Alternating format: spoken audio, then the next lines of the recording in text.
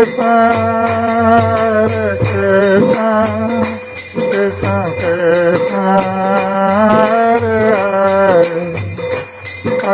Rama, Rama Rama Rama, Hare Hare। हरे कृष्ण।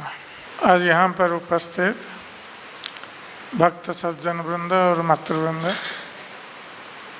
हम कई सालों से ये बृहत भागवत अमृत के ऊपर चर्चा कर रहे हैं और आप लोग जानते हैं कि ये बृहत भागवत अमृत इस श्रीमद् भागवत का सार है जो श्री सनातन गोस्वामी ने इस ग्रंथ में प्रतिपादित किया है। तो इसका जो मूल उद्देश्य है, तो श्री सनातन गोस्वामी श्री चैतन्य महाप्रभु के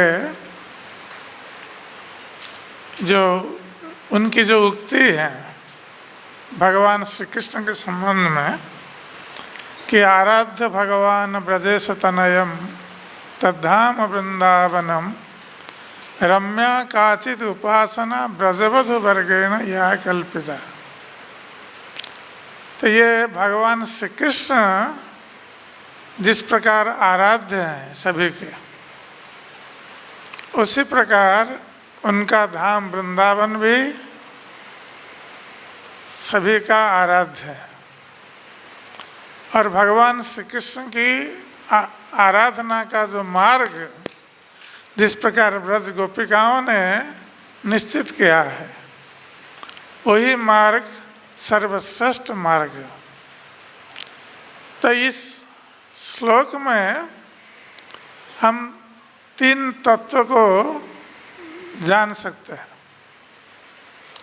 एक तो भगवान श्री कृष्ण के कई अवतार हैं। हम लोग जानते हैं किस प्रकार भगवान कृष्ण से बलराम, चतुर्व्यूह, विष्णु, इस प्रकार अन्य अवतार सब आते हैं।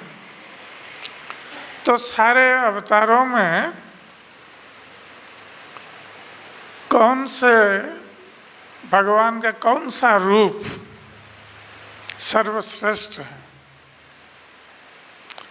और भगवान का धाम, जिस धाम में भगवान रहते हैं, वो कौन सा धाम है जो सर्वश्रेष्ठ धाम है।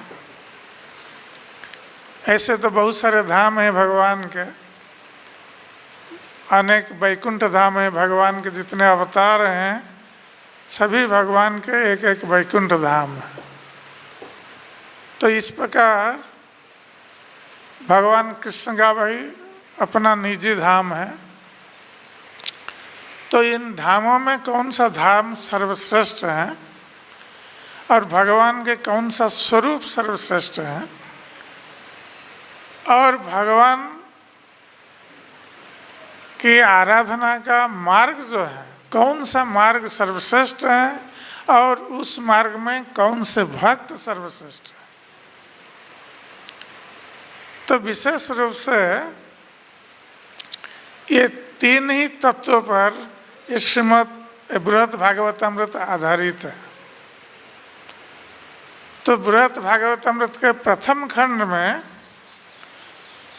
हम लोग चर्चा कर चुके हैं कि भगवान श्री कृष्ण, नंदनंदन श्री कृष्ण के जितने भक्त हैं, उन सारे भक्तों में कौन भक्त सर्वश्रेष्ठ भक्त है।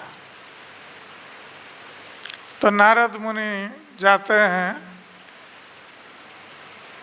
अलग अलग स्थानों पर ये देखने के लिए कि भगवान के कौन से भक्त सर्वश्रेष्ठ है। अंत में नारद मुनि इसी निष्कर्ष पर पहुंचते हैं कि वृंदावन की गोपियां और वृंदावन के भक्त वे भगवान कृष्ण के सर्वश्रेष्ठ भक्त हैं। अब गोप कुमार की कथा के माध्यम से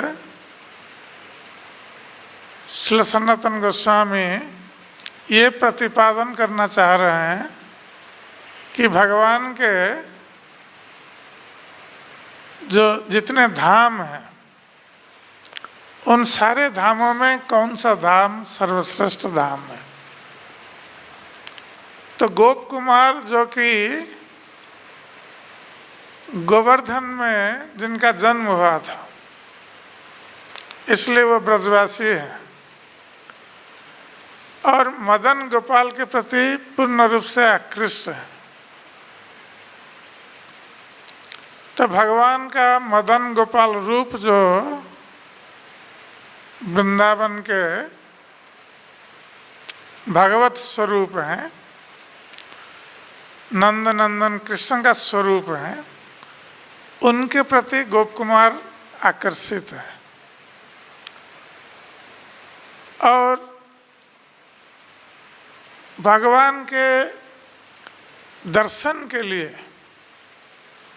गोप कुमार अनेक स्थानों का भ्रमण करते हैं, अनेक धामों का भी भ्रमण करते हैं। तो उन्होंने जो मंत्र प्राप्त किया था अपने गुरु से, उस मंत्र के बल पर गोप कुमार भगवान के अलग अलग धाम में जाते हैं, किंतु उन सारे धामों में जाने के पश्चात भी वो आनंद का अनुभव नहीं कर पाते। जैसे हम देखते हैं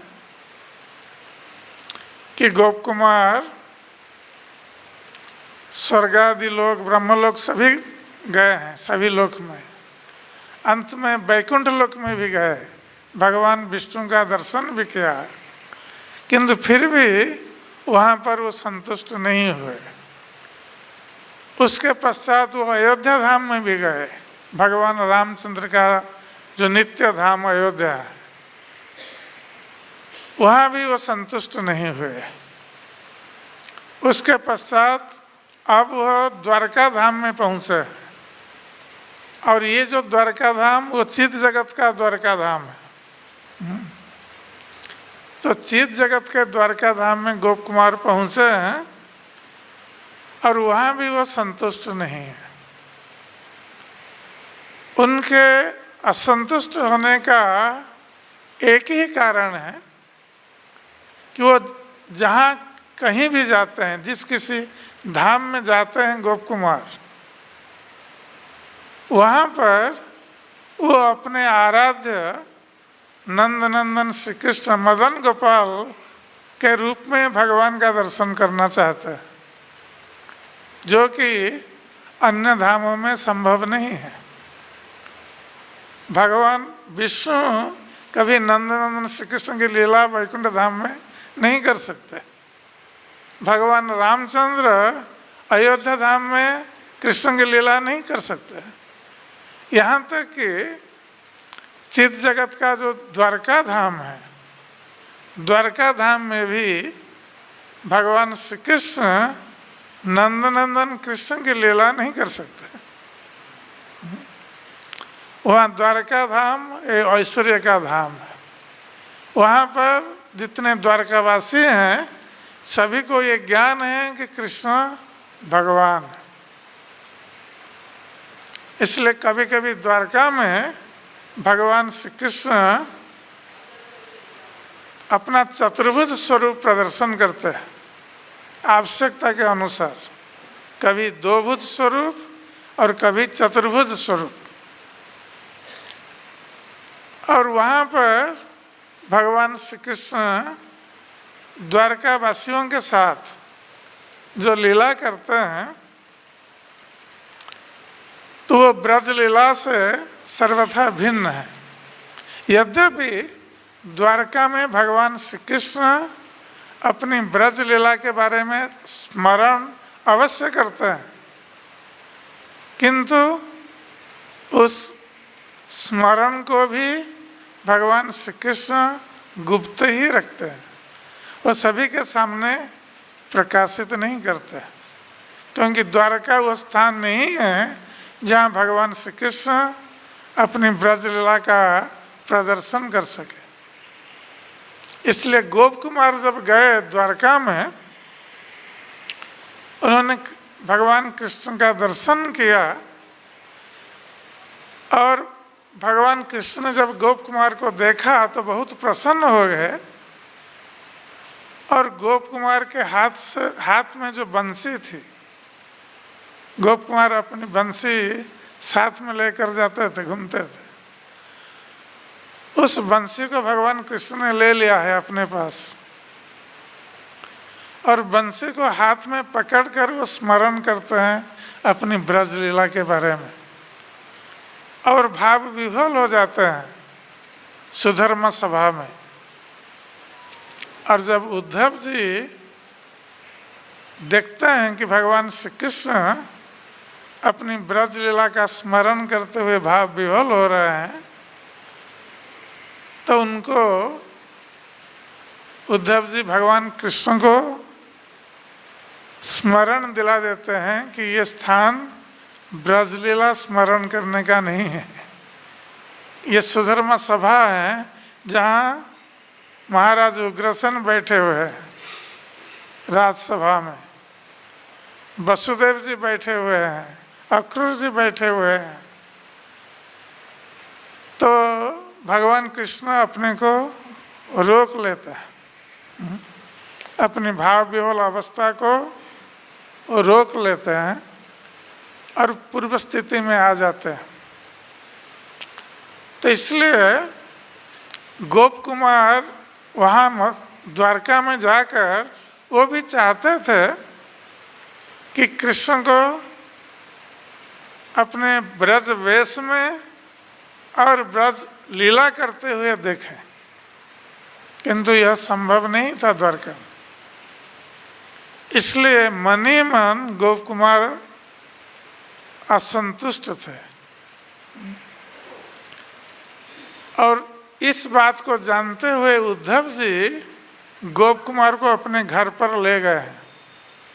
यद्यपि भगवान कृष्ण गोप कुमार को पहले उनका स्वागत करते हुए अपने निवास स्थान पर ले गए थे, अपने महल में, वहाँ पर गोप कुमार को प्रसाद भी खिलाया था, किंतु उद्धव जी गोप कुमार को वहाँ से अपने घर पर ले गए थे, क्योंकि उद्धव जी जानते थे गोप कुमार के मनोभाव को।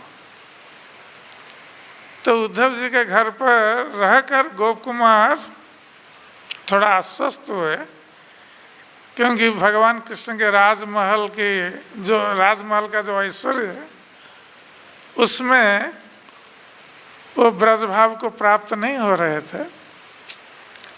तो उद्धव जी के साथ कभी कभी जाते थे भगवान कृष्ण का दर्शन करने के लिए, जब तक रहे उद्धव जी के घर पर। तो गोप कुमार, क्योंकि वो गोप वेश में थे, तो किसी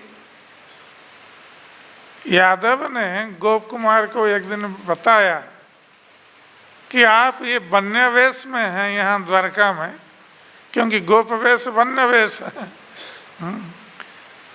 तो गोप कुमार मस्तक में पगड़ी पहने हुए थे, हाथ में बंसी और शरीर केवल धोती पहने हुए थे, कोई कुर्ता नहीं था, और वन फूल की माला पहने हुए थे। तो इस प्रकार के वेश में देखकर किसी यादव ने कहा कि ये तो वन्य वेश है और आप जब द्वारका में रह रहे हैं तो आप द्वारकावासी जैसा वेश आपको पहनना चाहिए। तो गोप कुमार को ये अच्छा नहीं लगा, क्योंकि गोप कुमार सोचने लगे कि ये द्वारका में यदि एक यादव मुझे ये कह रहे हैं कि ये वेश यहाँ ठीक नहीं है, इसका अर्थ है कि सारे यादव यही सोचते होंगे हमारे बारे में। इसका अर्थ मैं यहाँ रहने के लिए उपयुक्त नहीं हूँ। और गोप कुमार अपने भावों को त्याग करना नहीं चाहते थे। अपने आराध्य मदन गोपाल के प्रति उनका जो भाव है उस भाव को गोप कुमार त्याग करना नहीं चाहते थे, इसलिए वो मन ही मन असंतुष्ट थे। वो अपने बेस को तो त्याग नहीं कर सकते, तो मन ही मन असंतुष्ट थे। उन्होंने सोचा कि अपने भाव को, कृष्ण के प्रति अपना जो भाव है उसको सुरक्षित रखना ये मेरा कर्तव्य है। इसलिए उन्होंने अपना वेश बदला नहीं और उद्धव जी के घर पर रहे। तो एक दिन नारद जी वहाँ आकर पहुँचे और नारद जी जो सारे संसार में और भगवत धाम में भी भ्रमण करते रहते हैं, और जब जहाँ कहीं भी गोप कुमार गए हैं उन धामों में नारद जी से उनकी भेंट भी हुई है। तब नारद जी द्वारका आए हैं। ये चित जगत का द्वारका है, ये भौतिक जगत का द्वारका नहीं है। चित जगत के द्वारका में गोप कुमार से भेंट हुई नारद जी की। तो उनसे वार्तालाप हुआ और नारद जी ने गोप कुमार से कहा कि गोप कुमार, मैं जहाँ कहीं भी जाता हूँ और तुमसे हमारी भेंट होती है, हर धाम में मैं यही देखता हूँ कि तुम कहीं भी संतुष्ट नहीं हो। किसी भी भगवत धाम में तुम संतुष्ट नहीं हो। तो गोप कुमार ने नारद जी के चरण पकड़ लिए और उनसे कहा कि नारद जी, आप तो मेरे मनोभाव को जानते हैं कि मैं क्यों संतुष्ट नहीं हूँ।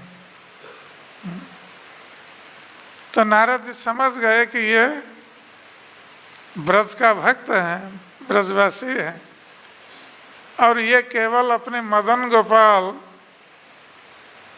के स्वरूप और मदन गोपाल की लीला में ही संतुष्ट हो सकता है। इसलिए नारद मुनि गोप कुमार को आनंद प्रदान करने के लिए और उनका जो अभिष्ट धाम है उस धाम के बारे में बताने के लिए भगवान श्री कृष्ण की लीलाओं के बारे में वर्णन कर रहे हैं। तो भगवान श्री कृष्ण की जो ब्रज लीलाएं हैं, ये ब्रज लीलाएं नारद जी ब्रज लीलाओं का वर्णन कर रहे हैं और गोप कुमार इन लीलाओं का श्रवण करते हुए आनंद का अनुभव कर रहे हैं, क्योंकि यही उनका अभिष्ट है। इसलिए अब नारद मुनि से वो श्रवण करेंगे कि वस्तुतः उनका अभिष्ट धाम कौन सा है। यद्यपि नारद मुनि उनको बता चुके हैं गोलोक धाम के बारे में।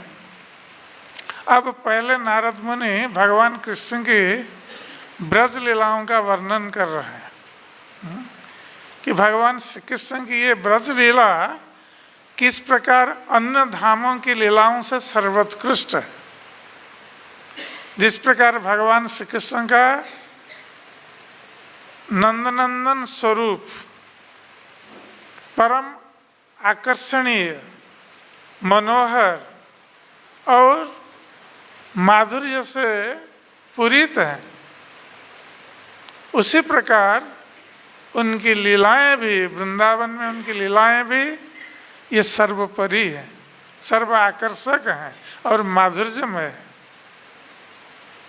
तो एक एक करके नारद मुनि गोप कुमार और उद्धव जी के सामने भगवान कृष्ण की ब्रज लीलाओं का वर्णन कर रहे हैं। तो अब नारद मुनि ब्रज में भगवान कृष्ण के द्वारा जो गोप कन्याओं का वस्त्र हरण लीला जो है उसके संबंध में बता रहे हैं।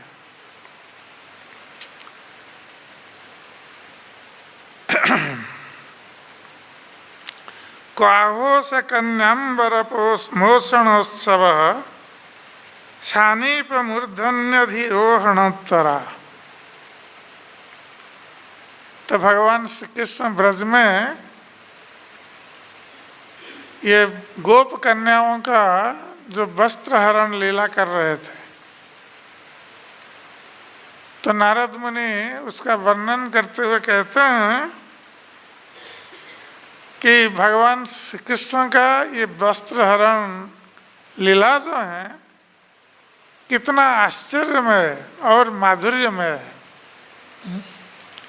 तो जब गोप कन्याओं ने मार्गशीर्ष महीने में ये कात्यायनी व्रत का अनुष्ठान किया था, और इस कात्यायनी व्रत अनुष्ठान का उद्देश्य था भगवान श्री कृष्ण को पति के रूप में प्राप्त होना। तो इन गोप कन्याओं ने प्रातः काल उठकर ये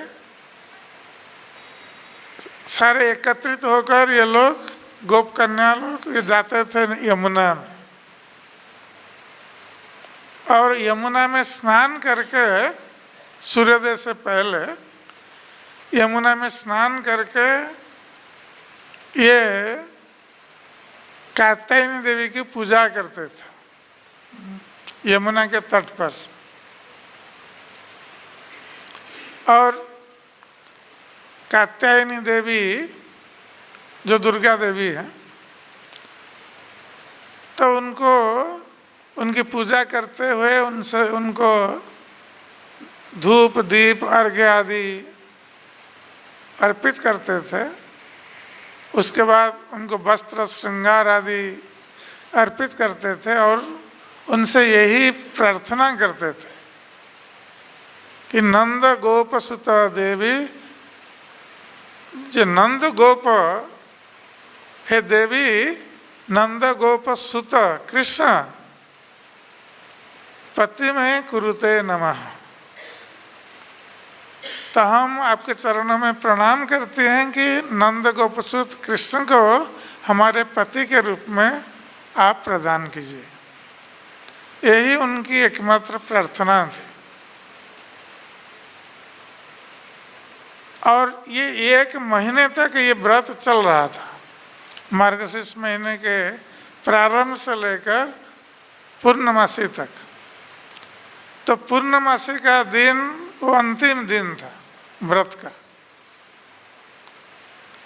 तो उसी दिन ये वस्त्र हरण लीला हुई, अर्थात भगवान कृष्ण ने उनकी इच्छाओं को पूर्ण किया। इन गोप कन्या, ये अविवाहिता गोप कन्याएं थी, तो इन्होंने भगवान कृष्ण को पति के रूप में प्राप्त होने के लिए व्रत किया था और पूरे महीने भर कात्यायनी देवी से प्रार्थना की थी। अब जब प्रातःकाल वो लोग स्नान कर रही थी, तो अपने वस्त्र को तट पर रखकर उलग्न होकर नदी में स्नान कर रही थी एक गोप कन्या। तो भगवान कृष्ण जो चाहते थे कि गोप कन्याओं की इच्छाओं को पूर्ण करें,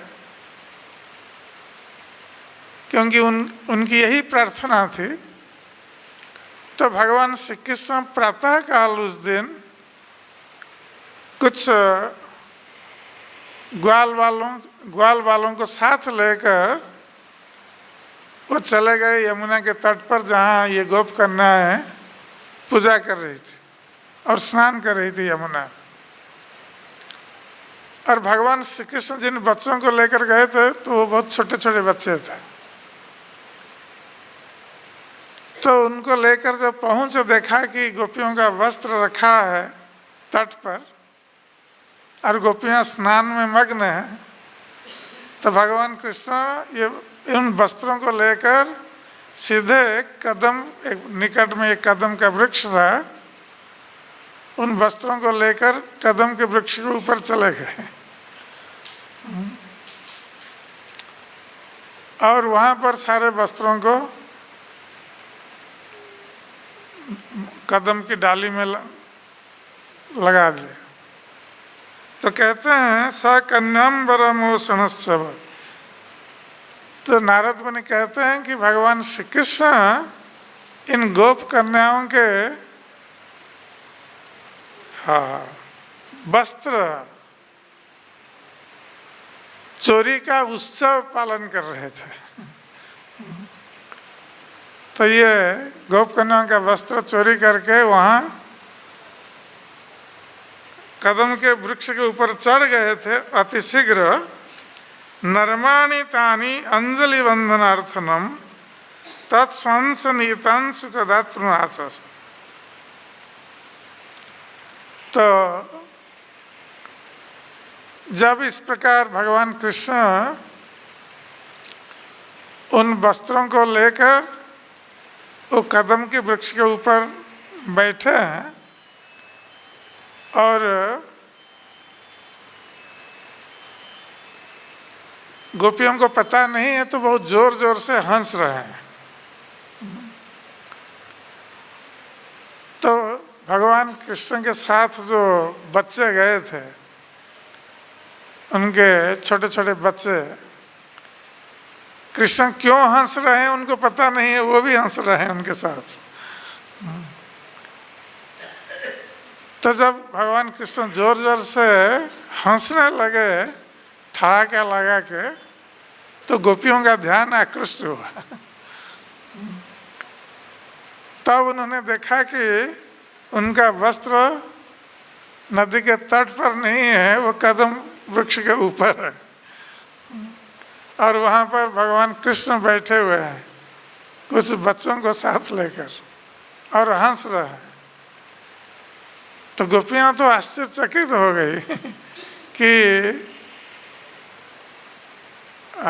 इतनी सुबह जबकि कोई पुरुष व्यक्ति उस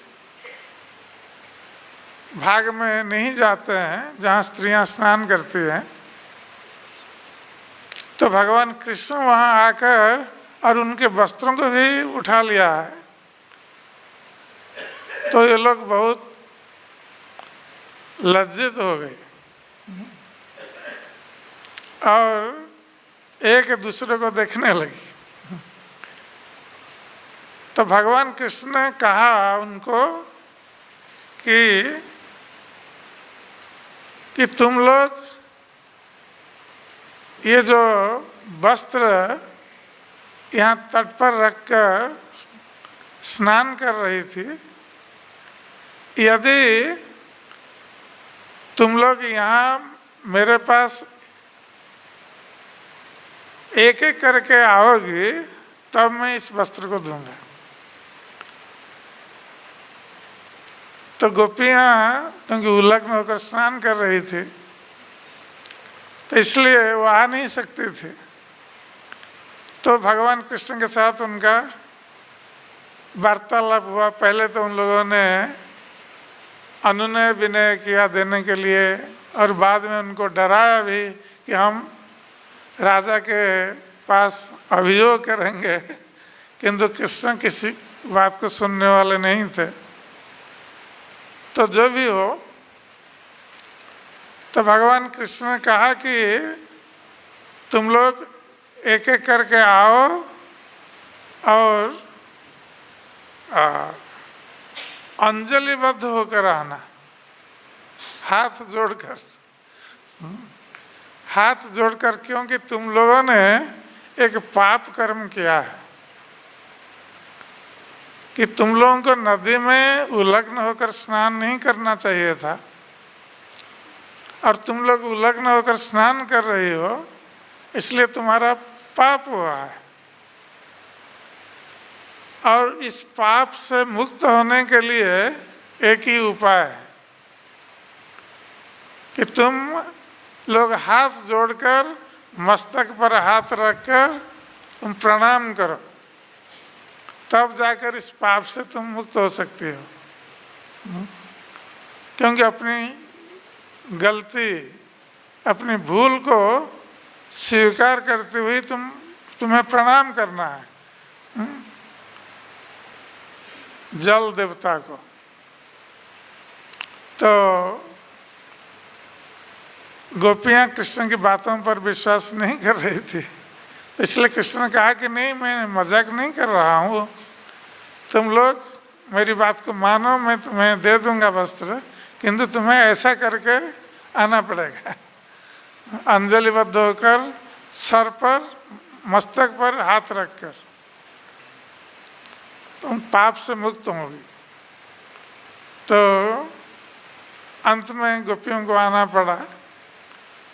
तो कृष्ण ने कहा कि तुम एक एक करके आ सकती हो या सभी एक साथ आ सकती हो। जब उन्होंने देखा कि ये साहस नहीं कर रही है एक एक करके आने के लिए, तो ये कहकर जब गोपियाँ आई तो भगवान कृष्ण ने उनको उनका वस्त्र प्रदान किया और उनकी इच्छा भी पूर्ण की कि गोपियों की ये जो तपस्या थी, ये व्रत था कृष्ण को पति के रूप में पाने के लिए, और उनके व्रत के अंतिम दिन भगवान कृष्ण वहाँ प्रकट होकर उनकी इच्छाओं को पूर्ण कर रहे हैं। क्योंकि कोई भी स्त्री केवल पति के सामने उलग्न हो सकती है, अन्यथा वो उलग्न नहीं हो सकती। तो इस प्रकार गोपियों को इस दशा में बुलाकर कृष्ण ने ये प्रतिपादित किया कि वे ही उनके पति हैं, और उन्होंने ये भी आशीर्वाद किया गोपियों को कि तुम्हारी इच्छा अति शीघ्र पूर्ण होगी, तुम लोग मेरे साथ यहाँ वृंदावन में अति शीघ्र विहार करोगे। तो उसके बाद जब रासलीला का अनुष्ठान हुआ तो इन गोपियों को यह अवसर प्राप्त हुआ था। तो भगवान श्री कृष्ण केवल अपने भक्तों की इच्छाओं को इस प्रकार पूर्ण कर रहे हैं और लीला कर रहे हैं यहाँ वृंदावन में। तो नारद मुनि इस लीला का वर्णन करते हैं।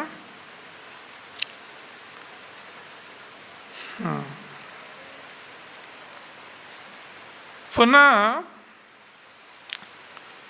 नारद मुनि और एक लीला का वर्णन कर रहे हैं। तंग यज्ञ विप्रोदनं याचनं च तत्पत्नी गणाकर्षणंगपि अमुष्य। तब नारद मुनि कह रहे हैं कि इसके पश्चात भगवान कृष्ण ने और एक लीला की थी जो ब्राह्मण पत्नियों के साथ। तो पहले हम लोग जानते हैं कि किस प्रकार भगवान कृष्ण ग्वाल बालों के साथ ये मथुरा की सीमा पर, वृंदावन और मथुरा की जो सीमा है, उस दिन वहीं पर एक अशोक वन था, उस अशोक वन में आए हुए थे गोचारण करते हुए। और वहीं पर गोप बालकों ने कृष्ण बलराम से कहा था कि हमें भूख लगी है।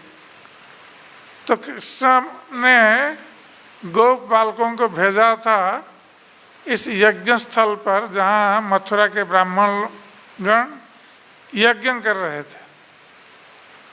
क्योंकि ये मथुरा और वृंदावन की सीमा थी, तो मथुरा की सीमा में ब्राह्मण गण यज्ञ कर रहे थे।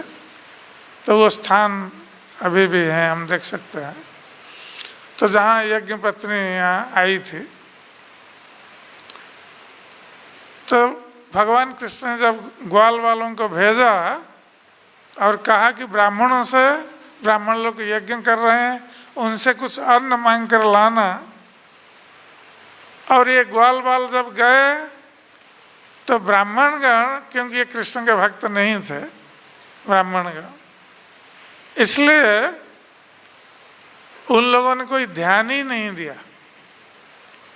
ग्वाल बाल उनसे कह रहे हैं कि भगवान कृष्ण आए हैं, उन्होंने भेजा है, कुछ अन्न चाहते हैं, फिर भी उन लोगों ने कुछ ध्यान नहीं दिया। वो देंगे या नहीं देंगे, हाँ या नहीं, कुछ नहीं कहा, वो चुपचाप बैठे रहे। तो जब निराश कर ग्वाल वाला आए भगवान कृष्ण के पास और उनको बताया कि ब्राह्मणगण तो कुछ बोले नहीं है, तो भगवान कृष्ण ने कहा कि ठीक है, तुम लोग इस बार उनकी पत्नियों के पास जाओ, क्योंकि भगवान कृष्ण जानते थे कि ब्राह्मण की पत्नियां उनकी भक्त थी और भगवान कृष्ण के प्रति प्रेम भाव रखती थी। तो इसलिए उनकी इच्छा को पूर्ण करने के लिए भगवान कृष्ण ने ग्वाल वालों को भेजा ब्राह्मण की पत्नियों के पास। जब ग्वाल बाल गए ब्राह्मण की पत्नियों के पास और उनको बताया कि कृष्ण बलराम आए हुए हैं, पास में गोचारण कर रहे हैं और वो कुछ अन्न मांग रहे हैं, तो ब्राह्मण की पत्नियां तो बहुत आनंदित हो गई और विह्वल होकर उन्होंने जो भी सब प्रसाद भोग बनाया था, चतुर्विध व्यंजन जो है वो चर्व्य चोष्य लेह्य पेय, ये 4 प्रकार के भोजन। तो ये 4 प्रकार के भोजन को आनंदित होकर उन लोगों ने ग्वाल वालों के हाथ नहीं दिया। ये ब्राह्मण की पत्नियां स्वयं ये भोजन हाथ में लेकर वो स्वयं निकल पड़ी कृष्ण के पास जाने के लिए। और जब वो निकल पड़ी तो उस समय उनके जो ब्राह्मण पति, उनके भ्राता, पुत्र सभी मना कर रहे हैं, किंतु उन लोगों ने किसी की बात नहीं सुनी। भगवान कृष्ण के प्रति उनके हृदय में जो प्रेम भाव उत्पन्न हो गया था, उसके सामने उन्होंने किसी की बात नहीं सुनी। इसका अर्थ है कि वो अपना घर द्वार, पति, पुत्र, आत्मीय स्वजन सभी का त्याग करने के लिए प्रस्तुत हो गई थी। और इस प्रकार जब वो आई भगवान कृष्ण के पास, तो उस समय भगवान श्री कृष्ण अशोक वन में ये गोचारण कर रहे थे। तो ये वन्य वेशभूषा में सज्जित थे। तो तान भूषणावस्थिति वाक् प्रसादम, तो भगवान श्री कृष्ण उस समय सुंदर वेश में वो खड़े थे, अपने एक गोप बालक के कंधे पर अपने बाएं हाथ रखकर, और दूसरे हाथ में वो कमल का फूल लिए हुए थे। तो श्रीमद् भागवतम में इसका वर्णन भी आता है कि श्यामं हिरण्य परिधिं वनमाल्य वरः। तो भगवान श्री कृष्ण पीत वस्त्र पहने हुए थे, उनका श्याम वर्ण का शरीर था और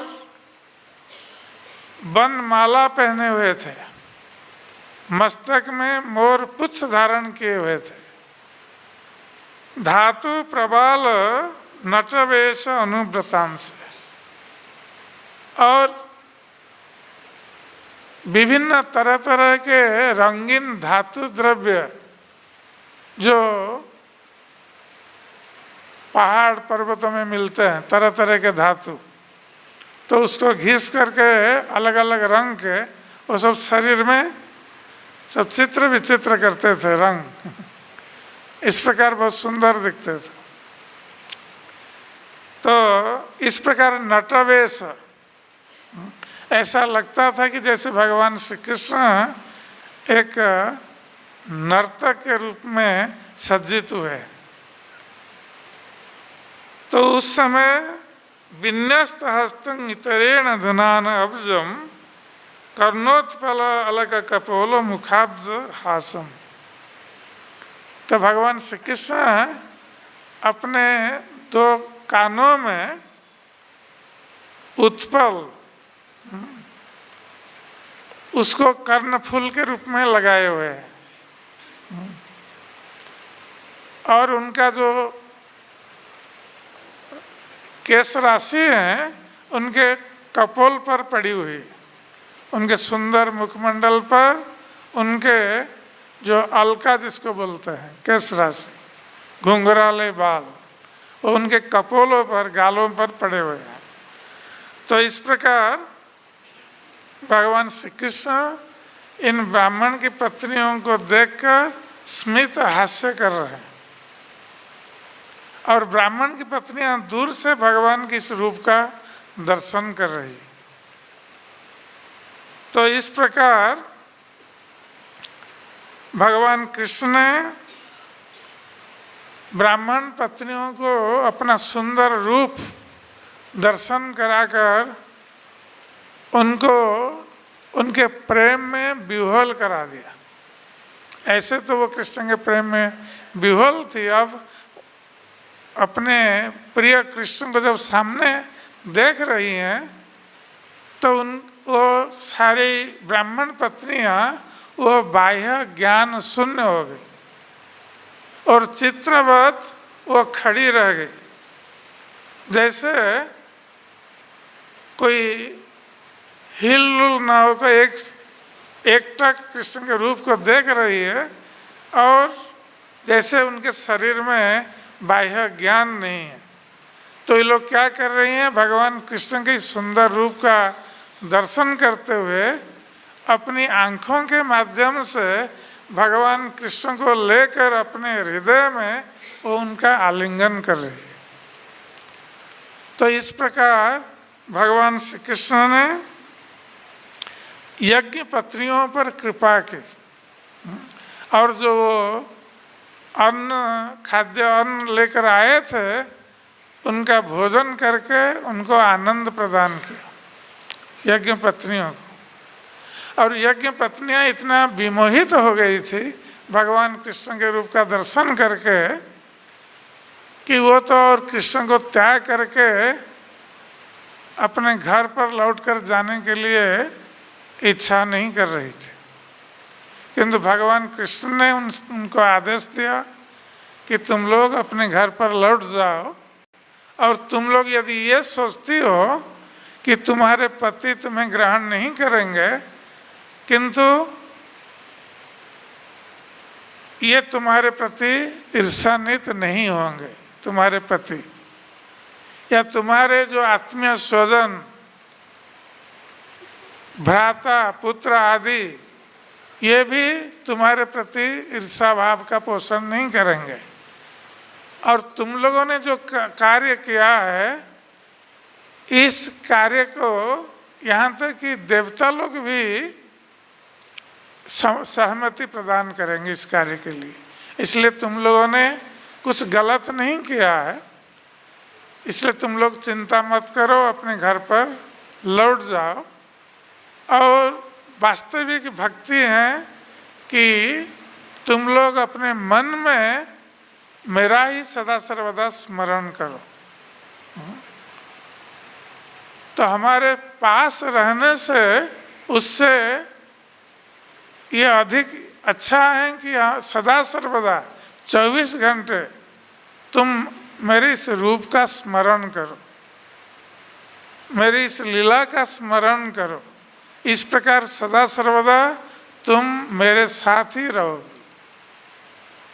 तो इस प्रकार भगवान कृष्ण ने ब्राह्मण पत्नियों पर जिस प्रकार कृपा की थी तो नारद मुनि ने इसका वर्णन किया गोप कुमार के सामने। तो ये वर्णन करने का उद्देश्य है कि भगवान कृष्ण की जो ब्रज लीला है किस प्रकार ये अन्य समस्त लीलाओं से सर्वश्रेष्ठ है, जो प्रेम का उद्रेक करने वाला है भक्तों के हृदय में। तो इसलिए नारद मुनि एक के बाद एक भगवान की ब्रज लीलाओं का वर्णन करते जा रहे हैं गोप कुमार के सामने। पुनः कहते हैं गोवर्धनाद्रे रुचिरार्चनांग तथा शोभाम हस्ते न महाद्रिधारणम तद्गोप्य संतोषणम इंद्र संतनम वंदे से गोविंद तया विशेषणम। तो नारद मुनि कह रहे हैं कि मैं गोविंद की वंदना करता हूँ जो भगवान कृष्ण ने ब्रजवासियों को सांत्वना प्रदान करने के लिए, ब्रजवासियों की रक्षा के लिए,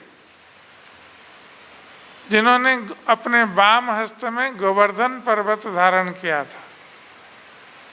तो इस गोवर्धन पर्वत धारण की जो लीला है, तो इसमें ब्रजवासियों को इंद्र के अत्याचार से रक्षा करना और इंद्र को भी सांत्वना प्रदान करना, क्योंकि इंद्र ने जब ब्रज पर अत्याचार किया, अपने मेघ संवर्तक मेघों को भेजा ब्रज को नष्ट भ्रष्ट कर देने के लिए, क्योंकि ब्रजवासियों ने इंद्र की पूजा बंद कर दी थी। तो प्रलयकालीन मेघ और वर्षा वायु ये प्रवाहित हो रहा था ब्रज में, वर्षा हो रही थी और वायु का प्रवाह बहुत तेज था, 49 पवन ये बह रहे थे। तो ब्रज को नष्ट करने की कल्पना थी इंद्र की, किंतु भगवान कृष्ण ने गोवर्धन पर्वत धारण करके ब्रजवासियों की रक्षा की थी। इसलिए ब्रजवासियों को ये विश्वास हो गया था, क्योंकि ब्रजवासियों ने देखा 7 दिन तक भगवान कृष्ण ने गोवर्धन पर्वत को एक ही हाथ में, एक ही उंगली पर धारण करके रखा। इसलिए ब्रजवासियों को ये विश्वास हो गया कि ये कृष्ण कोई साधारण बालक नहीं है, ये तो स्वयं भगवान है। इसलिए सारे ब्रजवासी गए नंद महाराज के पास ये पूछने के लिए कि सचमुच ये कृष्ण कौन है, क्योंकि अभी तक तो हम कृष्ण को ये सोच रहे थे कि ये हमारा ब्रज का लड़का है, हमारे साथ खेलता है, हमारे साथ खाता है, हमारे जैसा है।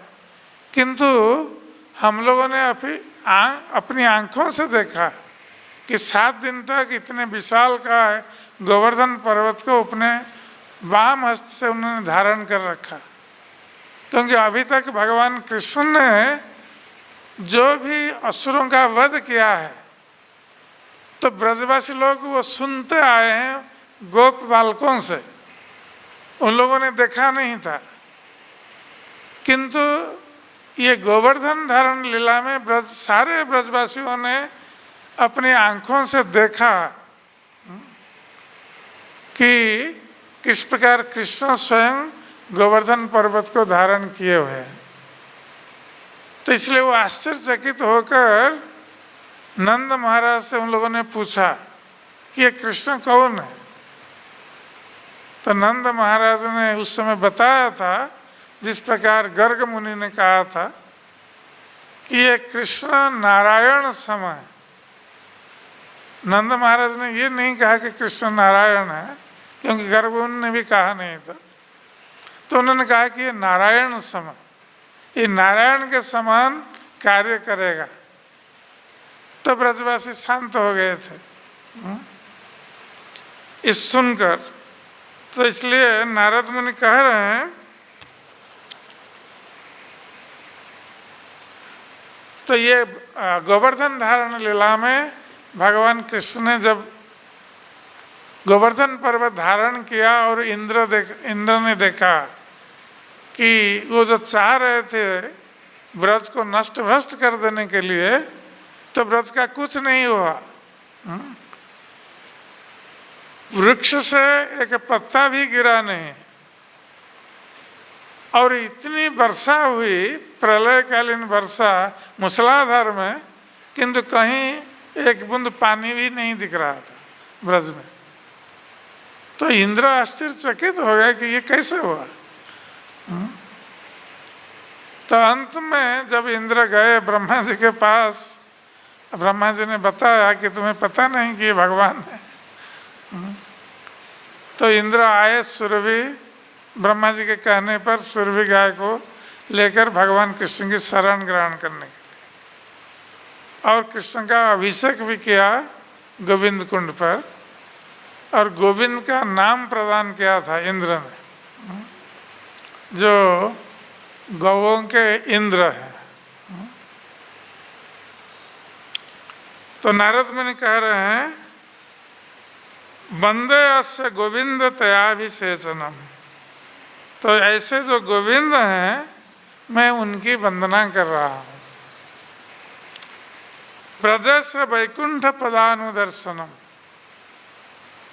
उसके पश्चात भगवान कृष्ण ने ब्रजवासियों को वैकुंठ का दर्शन कराया था,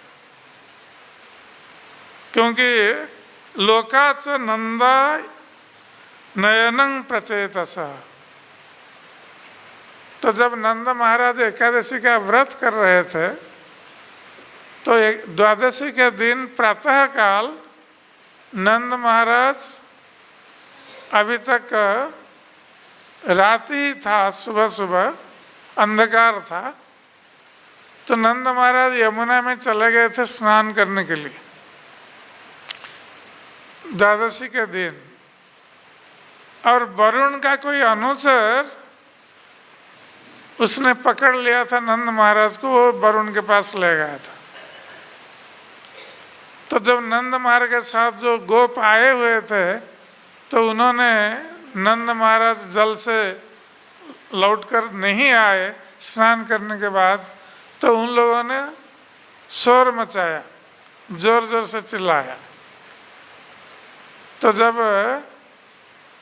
दूसरे गोपों ने इस प्रकार चिल्लाया कि नंद कहीं चले गए, जल से नहीं आ रहे हैं, तो भगवान कृष्ण ने जैसे सुना, तुरंत वो आ गए उस स्थान पर। और जब गोपों ने कहा कि इस प्रकार नंद महाराज यमुना में स्नान करने गए और वापस नहीं आए, तो भगवान कृष्ण तुरंत यमुना में कूद पड़े और सीधे जाकर वरुण लोक में पहुंचे। तो जब पहुंचे उस समय देखा कि वरुण देव, उन्होंने नंद महाराज को एक अच्छे सिंहासन पर बिठाया है, क्योंकि वरुण देव जानते थे कि ये कृष्ण के पिताजी हैं और उनका अनुचर वो गलती से उनको ले आया है। तो सत्सम्मान नंद महाराज को बिठाया था एक सिंहासन के ऊपर, स्वर्ण के सिंहासन के ऊपर। तो जब भगवान श्री कृष्ण पहुंचे वरुण लोक में, तो वरुण देव ने प्रणाम किया भगवान कृष्ण को और उनसे प्रार्थना की और उनसे क्षमा याचना की। वरुण देव ने कहा कि हमारा ये अनुचर ने गलती की है, ये आपके पिताजी को वो ले आया है, इसलिए अनुचर की गलती मेरी भी गलती है, इसलिए आप क्षमा कर दीजिए। हमारा अनुचर ये नहीं जानता है कि वो आपके पिताजी हैं। तो उन्होंने भगवान कृष्ण की पूजा अर्चना की, तो भगवान कृष्ण प्रसन्न हुए। किंतु नंद महाराज देख रहे थे कि वरुण देव स्वयं कृष्ण की पूजा कर रहे हैं और उनसे प्रार्थना कर रहे हैं, और नंद महाराज अभी तक सोच रहे थे कृष्ण उनका लाला है। वो कभी उनको ये सोचा नहीं कि ये भगवान है। तो नंद महाराज बहुत आश्चर्यचकित थे। तो भगवान कृष्ण जब नंद महाराज को लेकर आए, तो नंद महाराज ने बताया दूसरे गोपों को क्या क्या हुआ वरुण लोक में। तो सारे गोपों ने सोचा कि तो कृष्ण तो भगवान है, क्योंकि वरुण देव भी इसकी पूजा और प्रार्थना करते हैं। तो सारे गोपों ने सोचा कि ठीक है, यदि कृष्ण भगवान हैं तो हम उनसे पूछेंगे, हमें थोड़ा वो अपना लोक दिखाएं।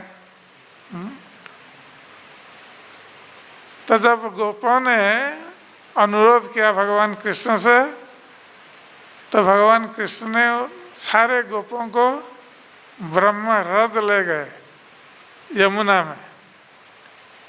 ब्रह्मरथ वही है जहाँ अक्रूर जी ने स्नान किया था और भगवान विष्णु का दर्शन किया था।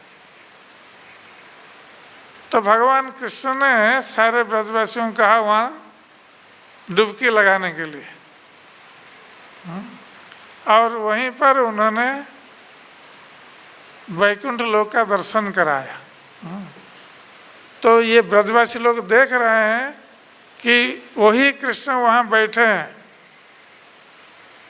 अपने लोक में, और सारे वेद रूप धारण करके स्तुति कर रहे हैं कृष्ण की। और जब ये सारे ब्रजवासी भी वहाँ हैं, किंतु कृष्ण ब्रजवासियों से कुछ नहीं कर रहे हैं। तो जब ब्रजवासियों ने देखा कि कृष्ण यहाँ पर ब्रज में हमारे साथ बातचीत करते हैं, किंतु वहाँ उस लोक में बातचीत नहीं कर रहे, तो उनको ये विश्वास हो गया कि ये कृष्ण भगवान है। तो इस प्रकार नारद मुनि इसका वर्णन कर रहे हैं। कह रहे हैं ब्रजस्व वैकुंठ पदानुदर्शनं लोकात् सत् नंदा नयनं प्रचेतस न वक्तुम् अर्हामि परांत सीमगाम वक्षे कथं तं भगवत्व माधुर्य। तो इसलिए नारद मुनि कह रहे हैं कि भगवान कृष्ण का जो माधुर्य है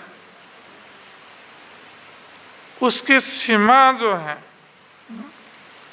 अंतिम सीमा जो है, उसका वर्णन करने में मैं सक्षम नहीं हूँ।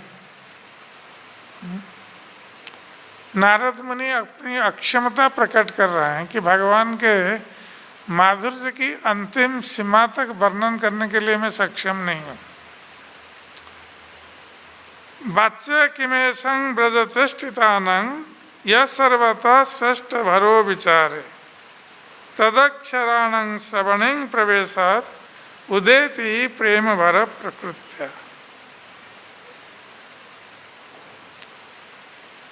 तो नारद मुनि कह रहे हैं कि भगवान श्री कृष्ण के जो ब्रज लीलाएं हैं,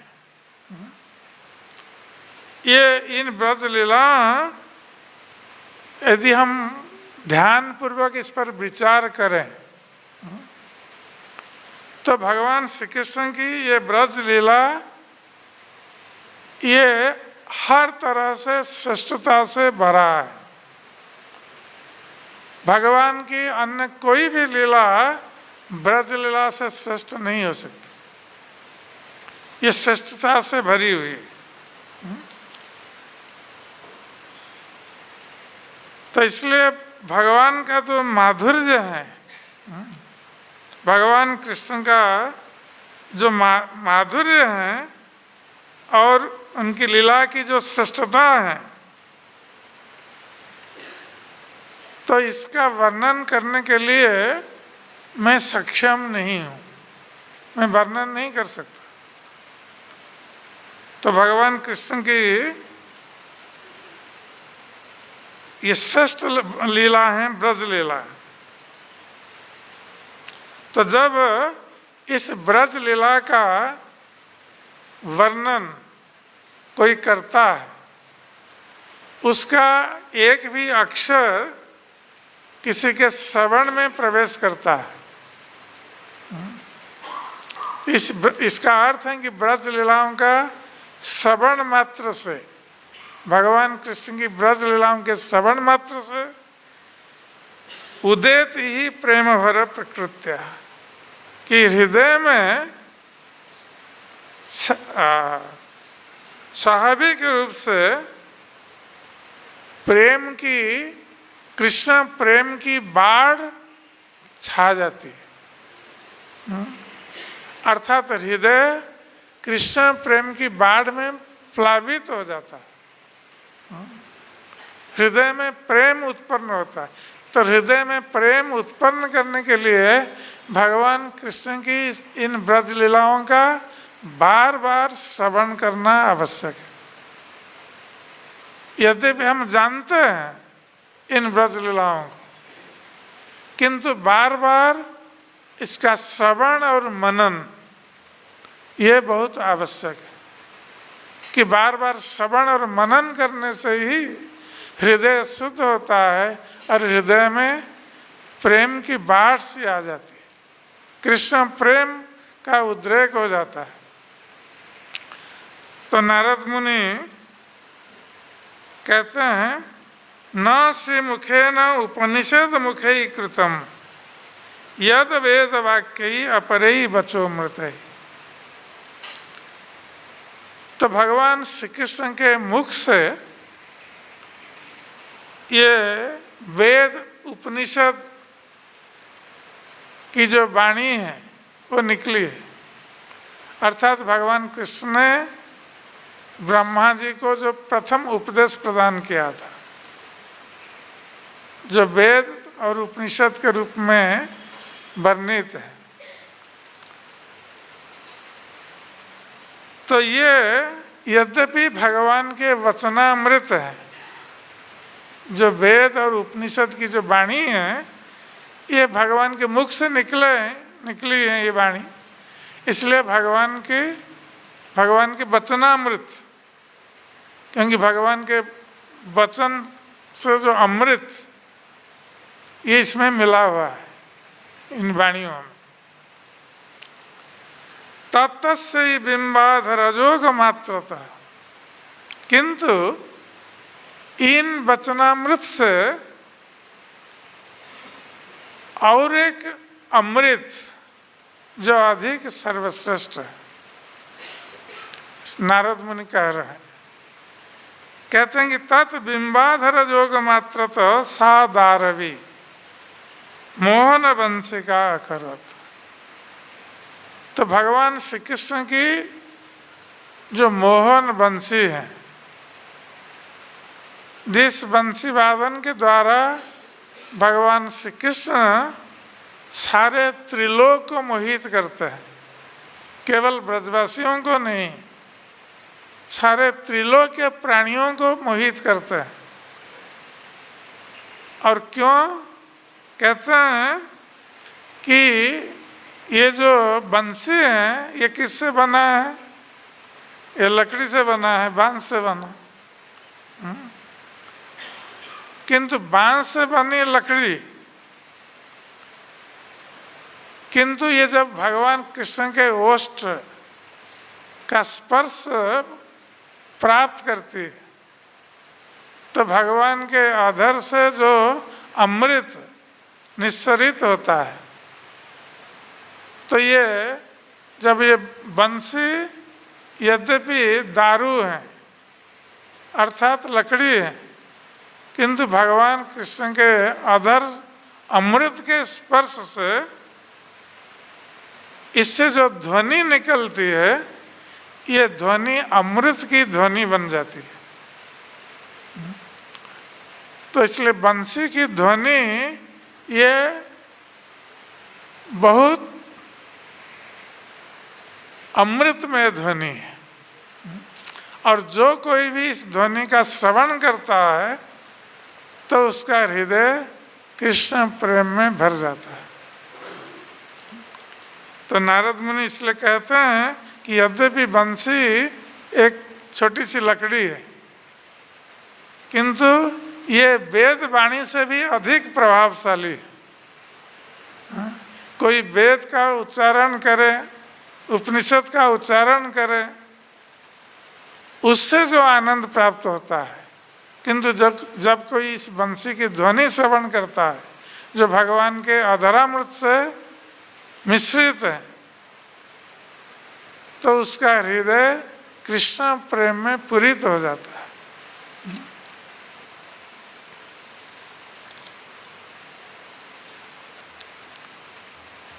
विमान याना सुरसिद्ध संघा। तो जब ये भगवान श्री कृष्ण बंसी ध्वनि करते हैं, तो ये आकाश में जो विमान में जाते हैं देवतागण, सिद्धगण, तो समावधु भी प्रणयात अमुह्यान। जो आकाश में विमान में देवतागण अपनी पत्नियों के साथ जब जाते हैं और उनके साथ साथ सिद्धगण भी आकाश में उड़ते हैं, तो जब ये भगवान कृष्ण की बंसी ध्वनि का श्रवण करते हैं, तो आकाश में उड़ते हुए देवतागण और उनकी पत्नीगण और सिद्धगण ये सभी विमोहित हो जाते हैं कृष्ण की बंसी ध्वनि श्रवण करके। जिस प्रकार श्रीमद् भागवत में बताया गया कि आकाश जब भगवान श्री कृष्ण बंसी ध्वनि करते हैं और आकाश में देवतागण अपने विमान पर अपनी पत्नियों के साथ जाते हैं,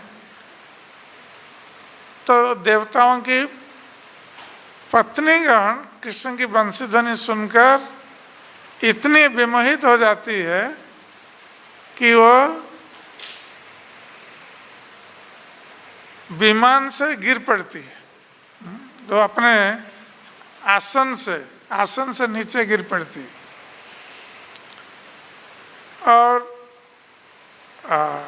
महेंद्र रुद्र द्रुहिणा दयस्तु मुग्धागता विस्मृत तत्वता है। और भगवान श्री कृष्ण की बंसी ध्वनि श्रवण करके यहाँ तक कि इंद्र और रुद्र अर्थात शिव जी, द्रुहिणा अर्थात ब्रह्मा आदि, मुग्धागता, ये सभी विमुग्ध हो जाते हैं, मोहित हो जाते हैं और विस्मृत तत्वता है। ये विस्मृत हो जाते हैं भगवत तत्व के बारे में। ये भगवान कृष्ण की बंसी ध्वनि श्रवण करके इतना विमोहित हो जाते हैं कि ब्रह्मा, शिव और इंद्र आदि ये भगवत तत्व के संबंध में भी विमोहित हो जाते हैं। ये स्थिर नहीं कर पाते हैं कि कौन सा ठीक है, कौन सा ठीक नहीं है, कौन सा तत्व ठीक है, कौन सा तत्व ठीक नहीं है, ये निर्णय नहीं कर पाते। जैसे ब्रह्म तत्व, तो ब्रह्म तत्व के बारे में इन देवताओं में भ्रम उत्पन्न हो जाता है भगवान कृष्ण की बंसी ध्वनि श्रवण करके। वो कृष्ण के प्रति इतने मोहित हो जाते हैं, उस ध्वनि के प्रति इतने मोहित हो जाते हैं कि ब्रह्म तत्व का निरूपण ये लोग नहीं कर पाते।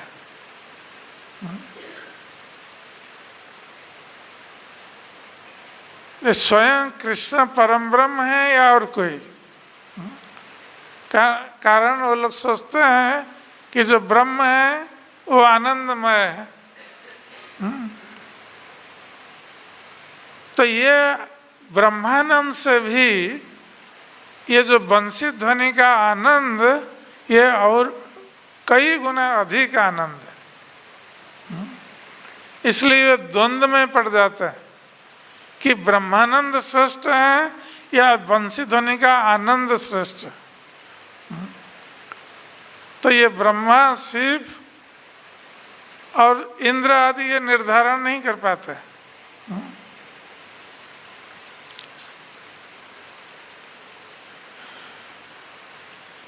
समाधि भंगोथ महामुनिनम विकार जातस्य जन्मतेषु। और इस बंसी ध्वनि का श्रवण करने पर जो महान मुनिगण हैं, जो समाधि में मग्न रहते हैं, समाधि में ध्यान करते हैं, तो बंसी की ध्वनि श्रवण करने पर इन महामुनियों का समाधि भी भग्न हो जाता है। वो समाधि में नहीं रह पाते, उनका ध्यान आकृष्ट हो जाता है बंसी ध्वनि की ओर। तो उससे उनकी समाधि भग्न हो जाती है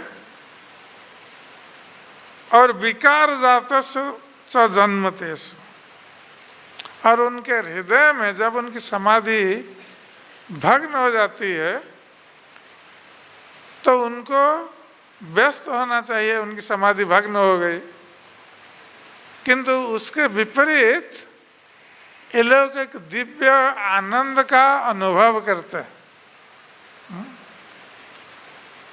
बंसी ध्वनि श्रवण करके ये महामुनिगण उनके हृदय में दिव्य आनंद का अनुभव होता है।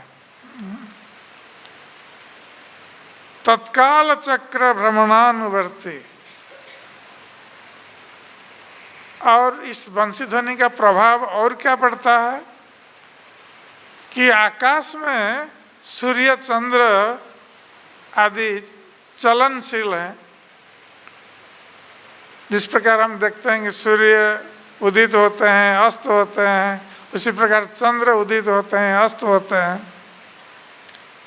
तो इनका एक क्रम है, उदय और अस्त का क्रम है सूर्य और चंद्र का। तो कहते हैं कि तत्काल चक्र भ्रमणानुवर्ती। तो सूर्य और चंद्र का जो क्रम है ये काल चक्र के अनुवर्ती है। तो भगवान ने जो काल चक्र बनाया है उसके अनुसार ये सूर्य चंद्र उदित होंगे, अस्त होंगे, उससे बाहर नहीं निकल सकते।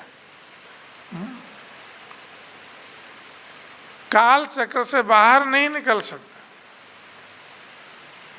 किंतु जब भगवान कृष्ण की बंसी ध्वनि श्रवण करते हैं ये सूर्य और चंद्र,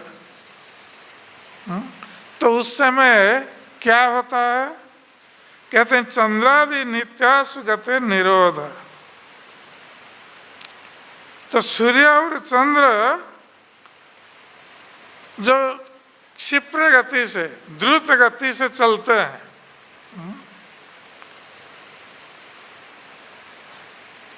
तो उनका जो उनकी जो गति है, द्रुत गति, भगवान कृष्ण की बंसी ध्वनि श्रवण करने से उनकी द्रुत गति रुक जाती है।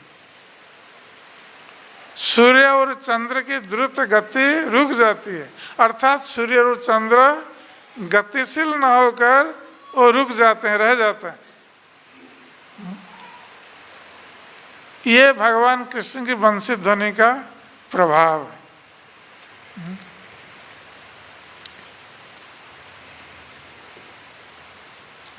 गोपास्य कृष्णेरिपित देह दैहिका। और ये जो ब्रजवासी हैं, ये ब्रजवासी गोपगण, इनका सब कुछ कृष्ण के चरणों में अर्पित है। देह दैहिका, ये ब्रजवासी गोपगण अपने शरीर को कृष्ण की सेवा के लिए अर्पित किए हुए, और दैहिका अर्थात उनके परिवार को भी अर्पित किए हुए। ये ब्रजवासियों का सौभाग्य है कि भगवान कृष्ण ब्रज में आविर्भूत हुए और ब्रजवासियों को इस प्रकार सुख सौभाग्य प्रदान किया। इसलिए ब्रजवासियों का जो शरीर और परिवार सब कृष्ण के चरणों में अर्पित था। आत्मनो निजाचार विचार चंचला, और ब्रजवासियों ने यहाँ तक कि अपनी आत्मा को भी कृष्ण के चरणों में समर्पित कर दिया था। केवल अपने शरीर को नहीं, अपनी आत्मा को भी कृष्ण के चरणों में समर्पित कर दिया था। और यहाँ तक कि अपना आचार विचार सब कुछ, रहन सहन सब कुछ कृष्ण के चरणों में समर्पित था, अर्थात कृष्ण के लिए ही उद्दिष्ट था। ब्रजवासी लोग जो भी करते थे, जो भी सोचते थे, सभी का उद्देश्य कृष्ण को आनंद प्रदान करना, यही उनका एकमात्र जीवन का लक्ष्य था। इसलिए लोकद्वैर्थेषु अनपेक्षादृता, ब्रजवासियों ने कभी अपने भविष्य की चिंता नहीं की कि हमारे यहलोक का क्या होगा, हमारे परलोक का क्या होगा, इसकी चिंता भी नहीं की। तो यहलोक और परलोक उसकी चिंता किए बिना भार्यंग अपि स्वस्य नमन्ति ततः, तो कृष्ण उनके इतने प्रिय थे ब्रजवासियों के, ब्रजवासी गोपों के, कि उन्होंने कृष्ण के लिए अपना सब कुछ समर्पित कर दिया था। यहाँ तक कि अपनी पत्नियों को भी समर्पित कर दिया था कृष्ण के लिए। ये लोग अपनी पत्नियों को भी अपनी पत्नी नहीं मानते थे, वो कृष्ण की ही पत्नी मानते थे। और ये ब्रजवासी गोपगण कृष्ण के प्रति इतने समर्पित थे कि उनकी पत्नियां कृष्ण को आनंद प्रदान कर रही हैं, इसलिए ये गोपगण अपनी पत्नियों को भी प्रणाम करते थे। उनके सौभाग्य की प्रशंसा करते थे कि उनकी पत्नियों ने कैसे भगवान कृष्ण को संतुष्ट किया है, उनकी सेवा की है। क्योंकि गोपों का कृष्ण के प्रति प्रेम था, इसलिए वो अपनी पत्नियों को भी प्रणाम करते थे। तो नारद मुनि इस प्रकार ब्रजवासियों के महिमा का वर्णन कर रहे हैं कृष्ण लीला के माध्यम से। तत् बालका संगरता ही तस्य छाया एवामु क्षणमपि अदृष्टा, और जब ब्रज बालकगण जो कृष्ण के सखा थे, तो जब भगवान श्री कृष्ण बस्साचारण करने के लिए जाते थे वन में, ये गोप बालक सखागण जब उनके साथ साथ जाते थे बस्साचारण के लिए, तो कभी यदि कृष्ण वन में किसी दूर प्रदेश में वृंदावन में चले जाते थे कोई दृश्य देखने के लिए,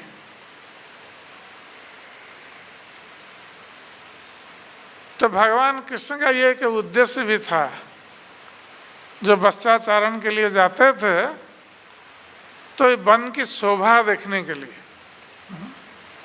वृंदावन की शोभा देखने के लिए भगवान कृष्ण कभी कभी गोप बालकों को छोड़कर अकेला चले जाते थे। तो ये गोप बालक संगरता सदा सर्वदा कृष्ण के संग की कामना करते थे कि सदा सर्वदा कैसे कृष्ण के साथ रहे, इसकी कामना करते थे। और इस प्रकार रहते थे कृष्ण के साथ जैसे छाया, जैसे व्यक्ति की छाया व्यक्ति के साथ साथ रहती है, उसी प्रकार ये गोप बालक कृष्ण के साथ उनकी छाया जैसे वो रहते थे, छाया के समान। कभी भी जिस प्रकार छाया कभी भी व्यक्ति विशेष से अलग नहीं हो सकती, ये कभी भी कृष्ण से अलग होना नहीं चाहते थे ये बालक। और यदि कदाचित कृष्ण चले जाते थे वन की शोभा देखने के लिए और ये बालकगण कृष्ण से दूर हो जाते थे, तो उस समय आता रमंत त्वरया स्पृशन्त्य, आर्ता रमंत। तो जब कृष्ण दूर चले जाते थे तो ये सखागण बहुत व्याकुल हो उठते थे कृष्ण के विरह में, और व्याकुल होकर किस प्रकार कृष्ण का संग प्राप्त करें, इसलिए वो दौड़ते थे इधर उधर। और आपस में जब कृष्ण दूर से दिख जाते थे तो आपस में ये एक दूसरे को कहते थे कि अब कृष्ण वहीं पर है तो मैं पहले स्पर्श करूंगा कृष्ण को। दूसरा बालक कहता था नहीं नहीं मैं पहले स्पर्श करूंगा।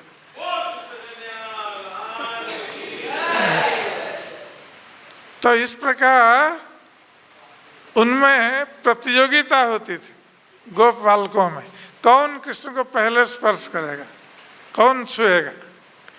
इस प्रकार वो लोग दौड़ते थे कृष्ण का स्पर्श करने के लिए।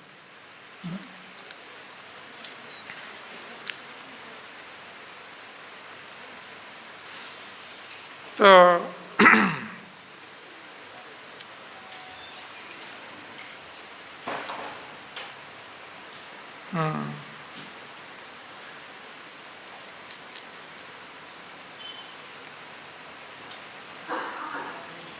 राधाद्यता परम भगवत्य तु पति आत्मजादीन लोकान धर्मान ह्रियमपि परित्यज्य भावम तंग आपता।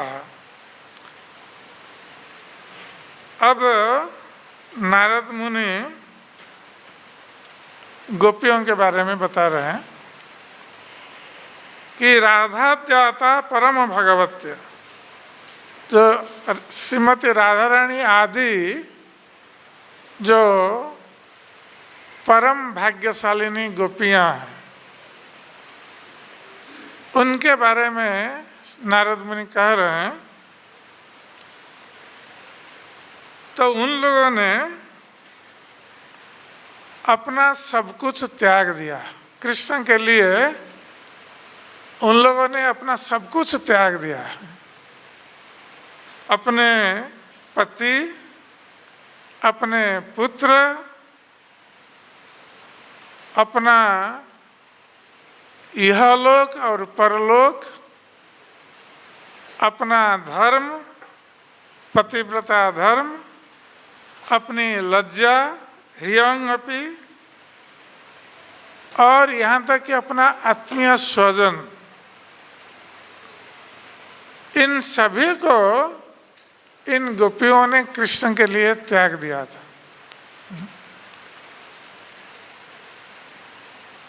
येना जस्रं मधुर कटुकई व्याकुला तत् विकार है। और भगवान कृष्ण के विरह में ये गोपियां इतनी व्याकुल थी और व्याकुल होकर कृष्ण के प्रेम में वो कभी कभी और अधिकतर वो क्रंदन करती थी विरह में। और उसके साथ साथ कभी कभी कृष्ण के मिलन में आनंद का अनुभव भी करती थी। तो इस प्रकार जो मुग्धा, ये जो गोपियां हैं जो कृष्ण के प्रति अत्यंत आकृष्ट थी, ये किंचित तरुगतिंगिता नानुसंधानुमीशा। तो ये कृष्ण की बंसी ध्वनि श्रवण करके कृष्ण के विरह में इतनी व्याकुल हो उठती थी कि ये तरुगति को प्राप्त हो जाती थी। तरुगति अर्थात तरु अर्थात वृक्ष, और वृक्ष कभी गतिशील नहीं है, वृक्ष एक स्थान पर खड़ा रहता है। तो ये तरुगति को प्राप्त हुई, अर्थात नारद मुनि कह रहे हैं कि ये गोपियां भगवान कृष्ण के विरह में इतनी व्याकुल, तो ये तरुगति को प्राप्त हो जाती थी, अर्थात अपनी बाह्य चेतना को वो खो देती थी, उनकी बाह्य चेतना लुप्त हो जाती थी और एक तरु के समान, वृक्ष के समान वो खड़ी रहती थी, जैसे एक वो अचल वृक्ष है। और कृष्ण के चिंतन में इतनी मग्न और व्याकुल है प्रेम में, तो गतिहीनता को वो प्राप्त होती थी,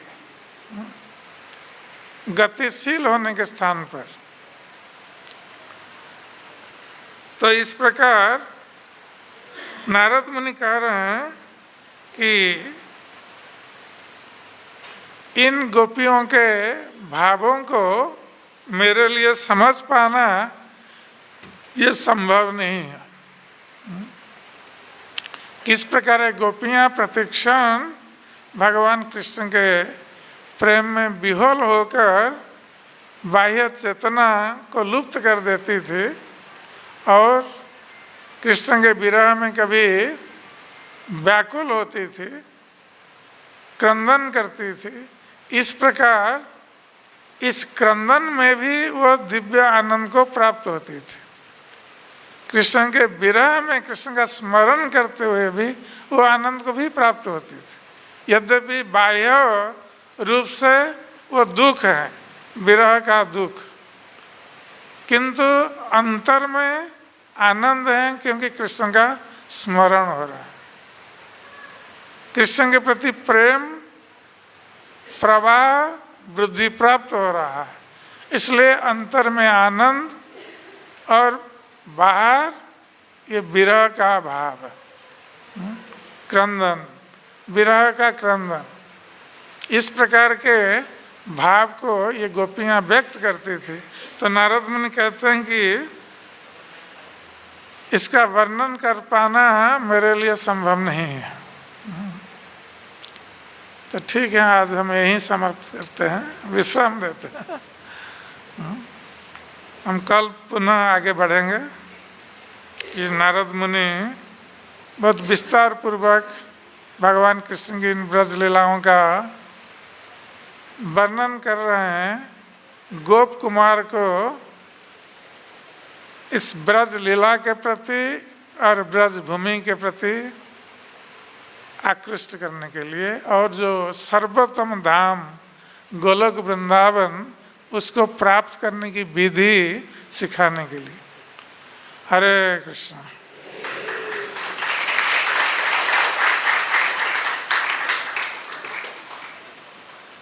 तो हम 5 मिनट भगवान का नाम संकीर्तन करेंगे। आप सभी हाथ ताली देकर इस नाम संकीर्तन में अंश ग्रहण कीजिए।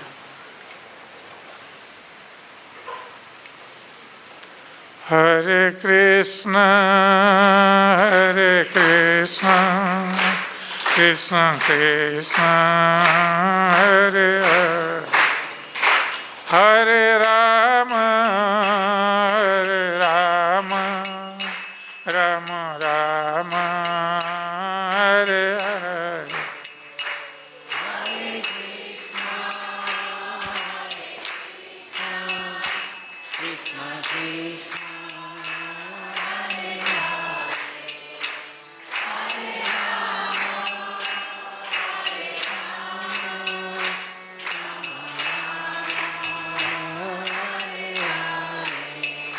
Hare Krishna,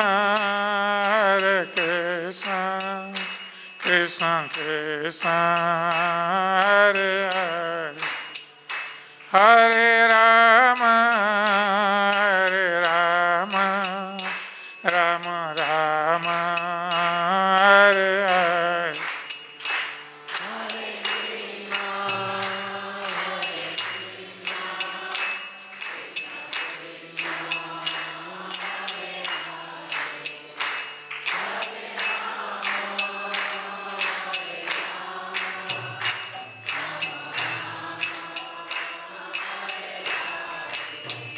Hare Krishna, Krishna Krishna,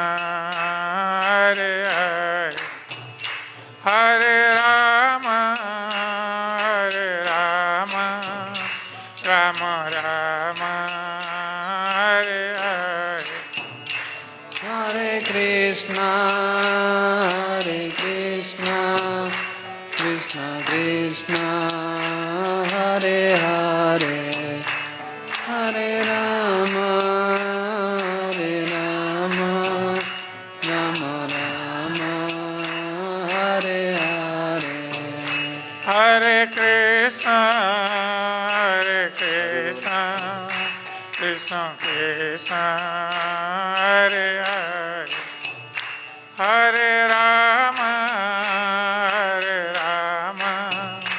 Rama Rama, Hare Hare. Hare Krishna,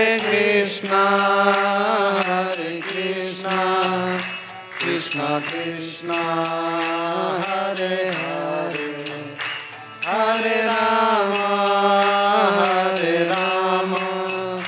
Rama Rama, Hare Hare. Hare Krishna, Krishna Krishna, Hare Hare, Hare Rama, Rama Rama, Hare Hare. Hare Krishna, Krishna Krishna, Hare Hare, Hare Rama, Rama Rama, Hare Hare. Hare Krishna, Krishna Krishna, Hare Hare, Hare Rama, Rama Rama, Hare Hare.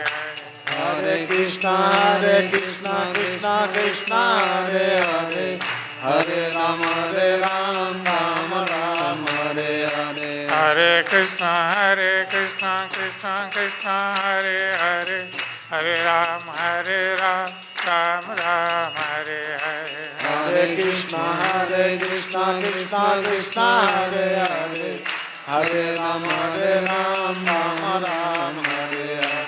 Hare Krishna, Krishna Krishna, Hare Hare, Hare Rama, Rama Rama, Hare Hare. Hare Krishna, Krishna Krishna, Hare Hare, Hare Rama, Rama Rama, Hare Hare. Hare Krishna, Krishna Krishna, Hare Hare, Hare Rama, Rama Rama, Hare Hare. Hare Krishna, Krishna Krishna, Hare Hare, Hare Rama, Rama Rama, Hare Hare. Hare Krishna, Krishna Krishna, Hare Hare, Hare Rama, Ram Ram Hare Hare Hare Krishna, Krishna Krishna, Hare Hare, Hare Rama, Rama Rama, Hare Hare. जय कृष्ण बलराम कृष्ण बलराम कृष्ण बलराम जय Krishna Balram Jaya Krishna Balaram, Krishna Balaram, Krishna Balaram, Jaya Krishna Balaram. जय राधा श्याम सुंदर राधा श्याम सुंदर Jaya Radha Shama Sundara, Radha Shama Sundara. जय गौरानिताय गौरानिताय गौरानिताय जय Gaura Nitai Jaya Gauranitai, Gauranitai, Gauranitai, Jaya Gauranitai. Nitai गौर हरि बोल हरि बोल हरि बोल हरि बोल Nitai Gaura Hari Bol, Hari Bol, Hari Bol, Hari Bol. जय जय Prabhupada Prabhupada Prabhupada Prabhupada Jaya Jaya Prabhupada, Prabhupada, Prabhupada, Prabhupada.